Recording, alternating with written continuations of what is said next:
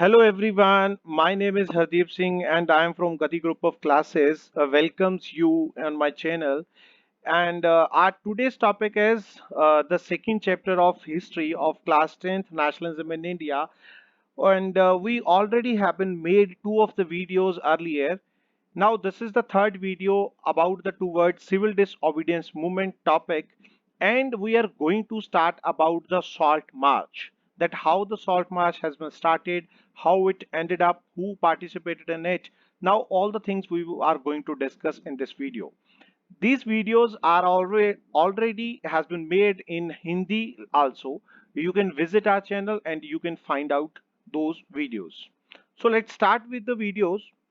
First of all, towards civil disobedience movement, the Salt March. How the Salt March started, or why that has been started. So let's thought about. Mahatma Gandhi, he was thinking that salt is a powerful symbol that which can unite Indians. Why? Because salt was the only thing that poor people and rich people all were using. And this was the essential food item which can be used by every person, and government britishers, they have the monopoly about this, about the salt, that they can only the one people who can produce salt, not any other company or not Indian any company. They cannot produce salt, and the tax that was levied on the salt, that was also very heavy. Mahatma Gandhi, he just wrote a letter to whom? That person name is Lord Irwin. He was the viceroy at that time in India, and Mahatma Gandhi gave him an ultimatum. Now, what is ultimatum? That a chance to someone, given a chance to someone, that if you are not going to accept my terms till this date, then I will do this. This is an ultimatum. If the demands are not going to be fulfilled by 11th of March, now see the scenario. 11th March is the time period that has been given by Mahatma Gandhi, that till the day you have to complete or you have to agree with my all the demands. If you are not going to agree with my how many demands? 11 demands. Then I will start that civil disobedience camping. Now, what were the 11 demands that has been started by Mahatma Gandhi? The first one is prohibited intoxicants and liquor. All the drugs you have to stop. Second thing is that the exchange ratio between the rupee and the sterling, that you have to diminish. Third one is reduce the rate of the land revenue. We are not going to pay that much of land revenue that you are having. Fourth one is abolition of salt tax, because salt is an essential food item and everyone needs it, and the poor are not able to buy that salt only just because of your increased tax. Fifth one is reduce the military expenditure, that you are expending and you are spending that money on your military. Sixth has reduced expenditure on civil administration, because all the money that has been given by the Indians, that you people are not giving that money for the welfare of the people, that you people are just wasting that money on your own. Seventh one is impose custom duty on foreign clothes. The things that you are importing in our country, that you are having the trade in our country, there should be a tax on it, and the tax should be heavy one, not the light one, because only with this India will get benefited from those things. Eighth is accept the postal reservation bill. Ninth is abolition the CID department. Tenth is release all the political prisoners that you have detained at the time of the non-cooperation movement. 11th is, this is the last demand, issue license of firearms to citizens for the self-protection. That only the police should not have the authority to take the firearms, but the common people and the Indians should also have that license of firearms, that they can kept those firearms with them. Now, the thing is about the Salt March, Lord Irwin, he just denied for all the demands. He was unwilling to negotiate about this. Mahatma Gandhi, he started his famous Salt March, that is, with his 78 trusted volunteers that were ready by themselves that we are going to help out to Mahatma Gandhi in this Salt March. The march was likely near about 240 miles. Like they they have been spent like 24 days on this, and they have to walk for 10 miles a day. Wherever they stop, they just gave a lecture. Like Mahatma Gandhi gave a lecture to the people, and he make the people aware about the things, about the moment, the how you have to work in that moment, and but you have to work peacefully, don't use violence. This is the main point of Mahatma Gandhi. He don't want to use violence at any point. Next thing is, on 6th of April he reached Dandi. Now the place Dandi, because from Sabarmati to Dandi, that was the total way of 240 miles. On 6 April, he reached Dandi and ceremonially violated the Salt Act and manufactured salt by boiling seawater. Obviously, he broke the law. What is the program of the movement? What are the other things that has happened in this movement? Civil disobedience camping, it's already we know. Now the second thing is, salt law has been denied, that we are not going to pay salt tax. Third one is boycott of all the things like liquor, foreign clothes, and the British goods that they were making. The third one and the fourth one is, civil disobedience movement was different from the non-cooperation movement, because in non-cooperation movement there was only denied to use the things, but now they are also denying for payment of the taxes, land revenue, and even they are violating many of the different kinds of the laws that has been made by the Britishers. Next thing is, the main focus of the denial was salt law, especially because this was essential for the poor. Illegal manufacturing of salt has been done in many of the parts of the country on a grand scale. And now the movement has progressed over the course of the movement, like in which of the area we have seen that movement has been stated. First of all, in UP, Gujarat, Bengal, the farmers, they just refuse to pay taxes, that we are not going to pay any type of land revenue to you and to the Britishers. Second thing is, in Madhya Pradesh and Maharashtra, near about the forest laws which has been made earlier in the previous video, we had a talk about this, and they started to cut down the timber from the forest. Those were like protected forest and the reserved forest. In northwest frontier provinces like Abdul Ghaffar Khan, he was well known, and he was also known as Frontier Gandhi. He organized a satyagrah in his own area.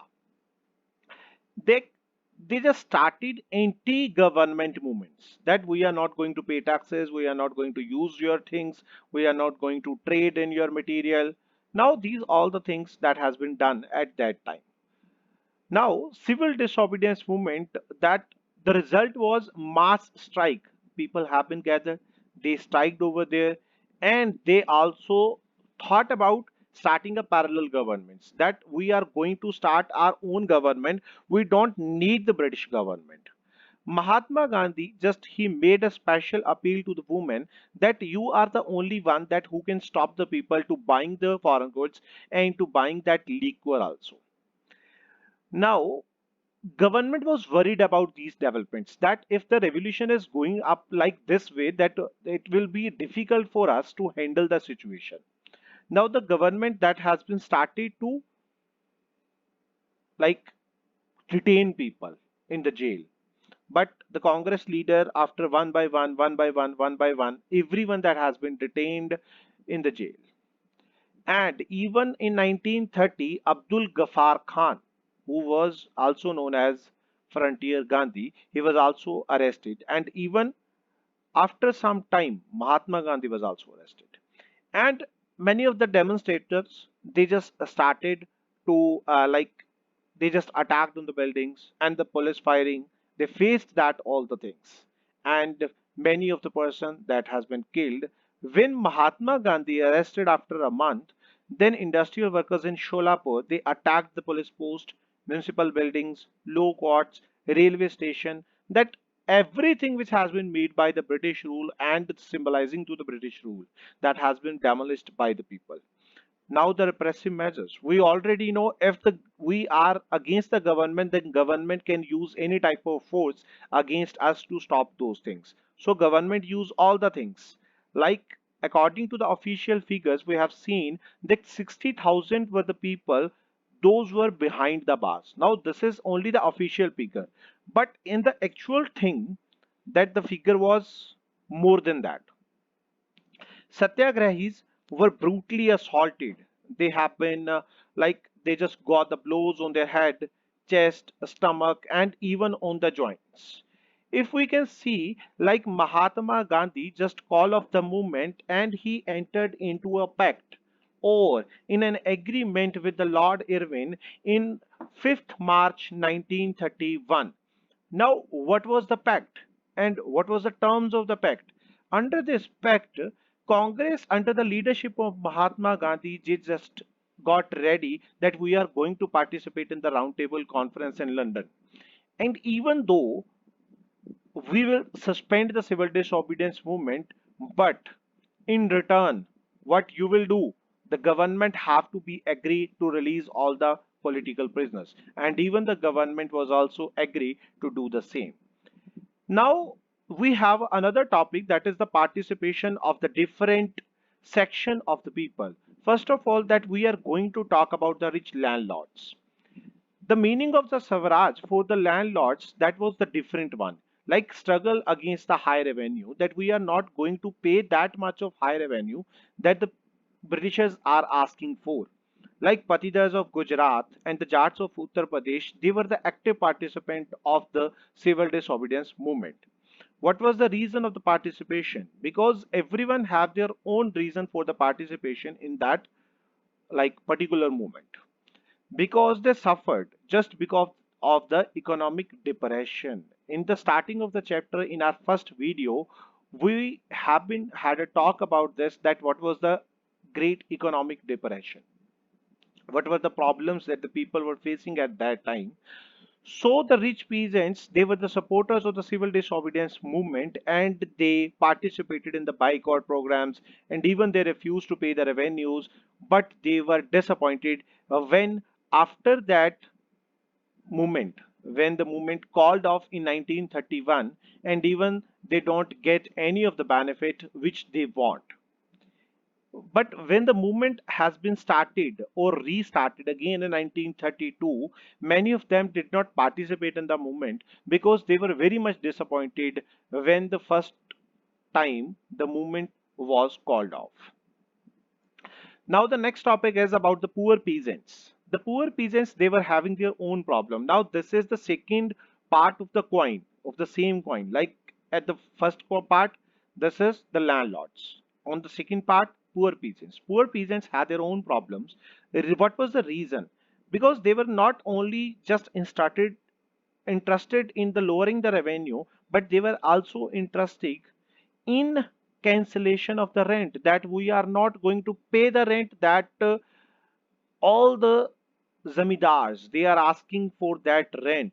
Because of the depression years, we are also not able to pay that revenue.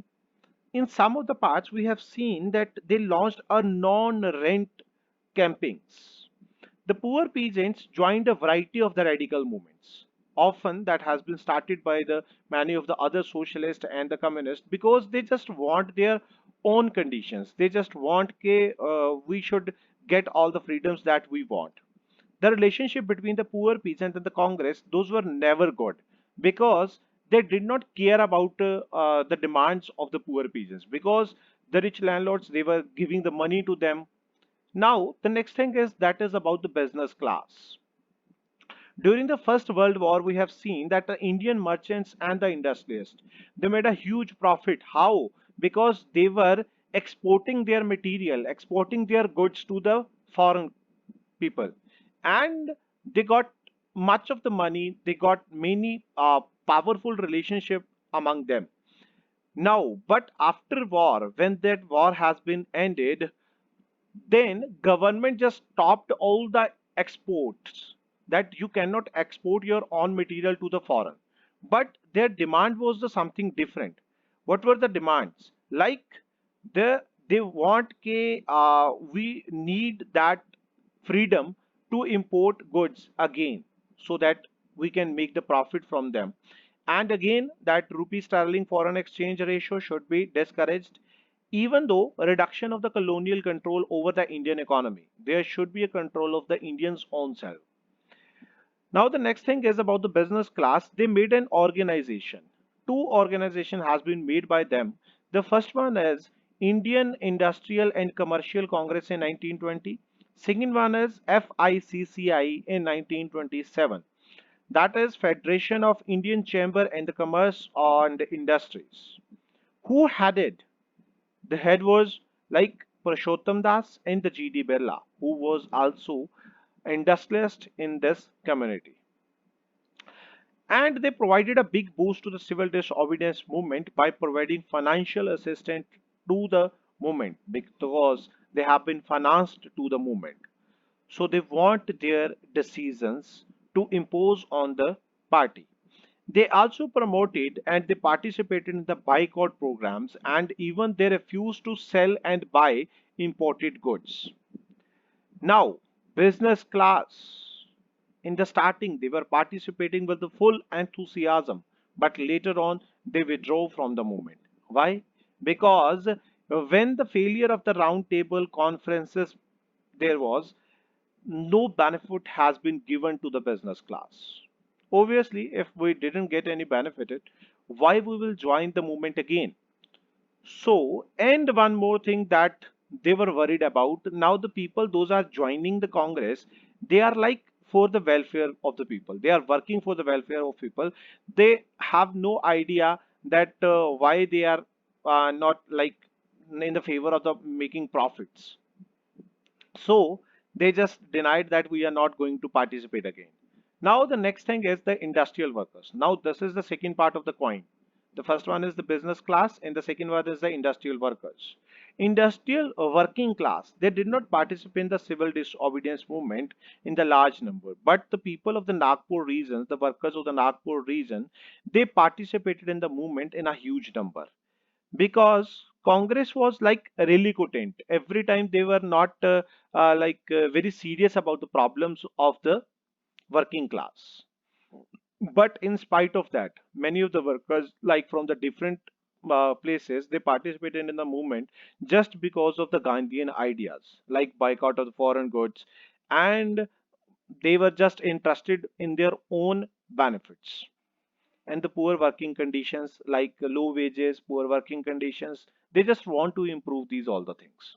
There were strikes by the railway workers in 1930 and even by the dock workers in 1932. Now they all are like industrial workers. In 1930, thousands of the workers in the Chota Nagpur tin mines, they just wore Gandhi caps, and even they protested and they participated in the rallies and in the boycott programs. Now, the another topic is about the women, how they participated and why they participated, and what was the benefits they got with the participation. During the Gandhi Ji March, Salt March, many of the women, thousands of the women, they just ran with Mahatma Gandhi, according to government record. Gandhiji had made a special appeal, we already talked about this, that they have to stop their people from selling or buying anything from the Britishers, or even don't use liquors. Thousands of the women, they participated in the movement. In the march, they manufactured salt.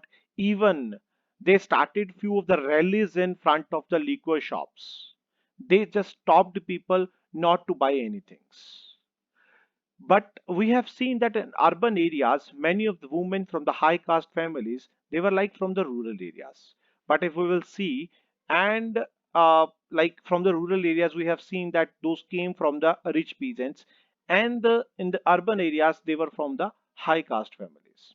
Participation of the movement and the like women did not necessarily that they got any benefit from them. Why? They should get benefited, but no, they were still considered as fit for the home, that they can just work in the home. There is no need of participation of women in the political arena. For a long time, even the Congress was not, like, they were reluctant to allow women to hold any position of authority within the organization. So this was the main thing that we have been discussed about. Guys, if you like the video, then please like it, share it among your friends, among your teachers, among your schoolmates. Clear? And please do subscribe the channel and just hit the bell icon so that you can get all the notification on the time whenever we are going to update a new video. Thank you very much, guys. Bye bye, everyone.